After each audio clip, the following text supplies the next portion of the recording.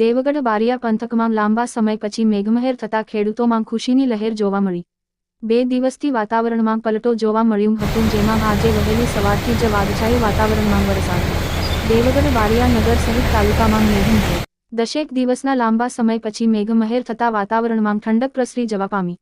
લાંબા સમય પછી મેઘમહેર થતા ગરમીથી રાહત અનુભવી। નગર સહિત તાલુકામાં સિઝનનો ઓછા વરસાદના કારણે ખેડૂતો બન્યા હતા ચિંતિત। મેઘમહેર થતા રસ્તાઓ ઉપર પાણી જોવા મળ્યું। ઓછા વરસાદના કારણે ખેતીમાં પણ નુકસાનની ભીતિ સેવાઈ રહી હતી, ત્યારે મેઘમહેર થતા ખેડૂતોમાં ખુશીની લહેર છે। અબ્દુલ રજાક મંસૂરીની દેવગઢ બારિયાથી એક રિપોર્ટ।